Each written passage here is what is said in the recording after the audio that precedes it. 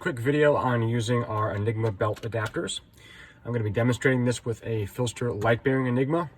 I've also got a mag carrier and a clinch pick trainer just to show you some of the different applications for how you can attach the different adapters and run them in relation to the belt line. I'm in a little bit of a hurry. This is not a slow play, stress-free assembly video, so I'm going to be using my Hitachi. Starting off, this is one of our fold-over single mag carriers, and the Mark 1 adapter is a drop-in replacement for the DCC monoblock that comes standard on our mag carriers. The kit includes the hardware you need, and this hole spacing and ride height lines up pretty much exactly over the monoblock. So in this case, I would take this, strip off all the factory hardware. Some of these pieces are the same as the ones that came in the kit, but if you ended up with some other mag carrier or didn't have the original hardware, we supply the adapter with everything that you need. So you would take your screw posts, and this is designed to be worn with the mag carrier essentially inside the Enigma belt, inside the waistband. The extra support from the Enigma belt itself helps stabilize the mag.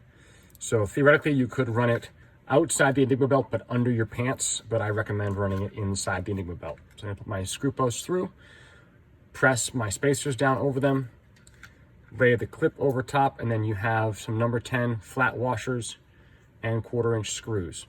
Because this is slotted here and here, you have some adjustment over ride height and cant angle in relation to the mag carrier. And so it's important that you use the washer to spread out the load of the fastener so that it can't pull through the slot.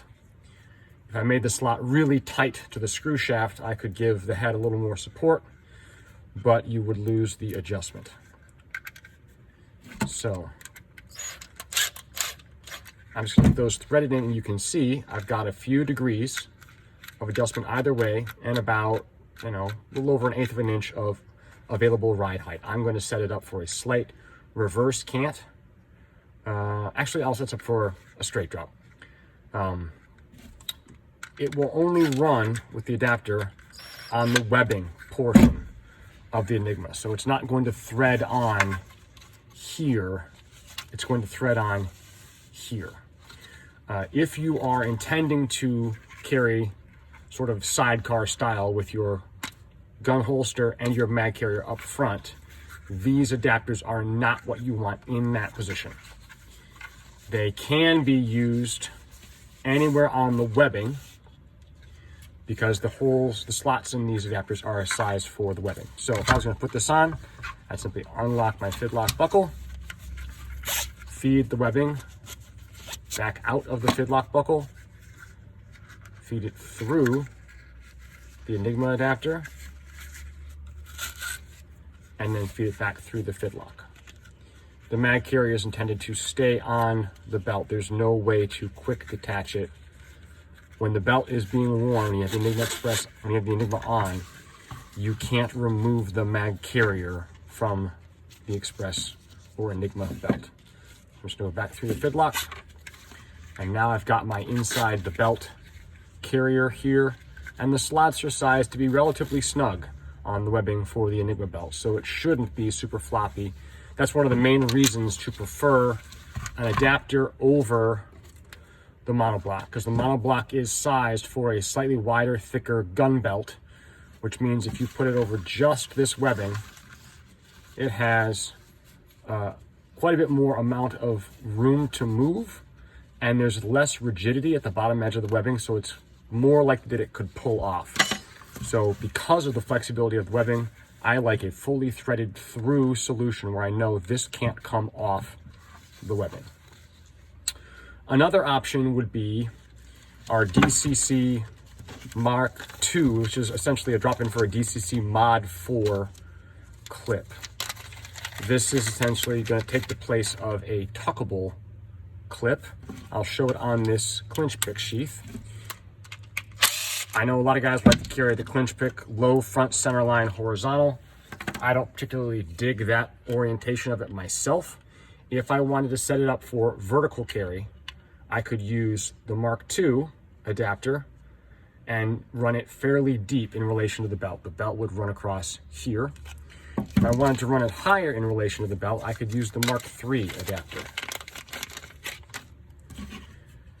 And I could put the Mark III right there or right there and get the knife sheath pretty high up above the belt line.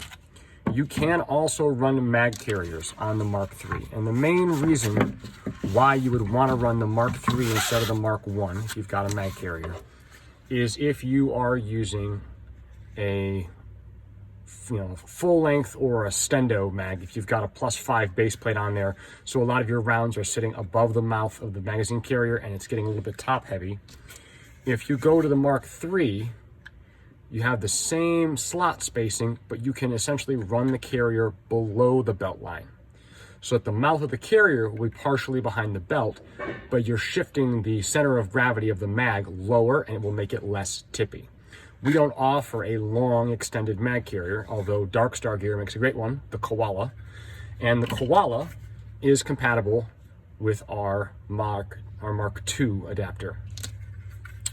But this would allow you, the Mark III would allow you to run one of our mag carriers or any other mag carrier that used a foamy or DCC clip, either right at the belt line, pretty much exactly at the belt line, or below the belt line, as far as significantly below the belt line, if that's what you want or need for your carry setup.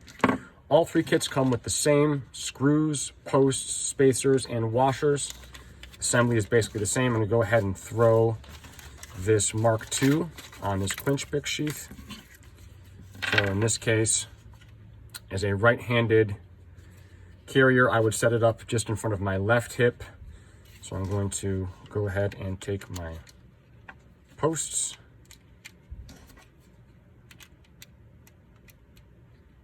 In this case, I don't actually need the spacers, but you could put them in if you wanted to. They would just go right there. It's all a little bit slippery. And then get my screws and washers. And Hitachify. Oh no, magnets. Take two, Hitachify. Okay. In this case, I'm actually going to take the spacer out so I get more thread engagement with the screw. My goodness. This is not stress-free.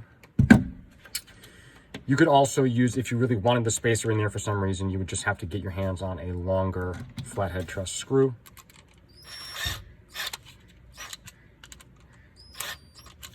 And then this would thread onto the Enigma belt.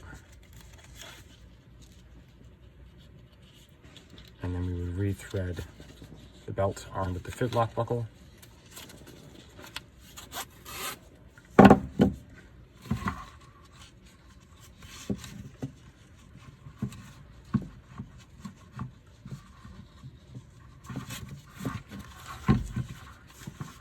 And these slots, again, are sized tightly so that the adapter shouldn't be super loose or floppy. If would you want to run your blade that deep in relation to the belt line? It's a function of what you're carrying, where you're carrying it, what you're comfortable with, making sure you can get access to your tools. And it's also a function of the sheath that you have. But that works fine. We could also attach it to the Mark III and run it a lot higher. So that's the basic breakdown on our Phlster Enigma Belt Adapters. Thanks for watching.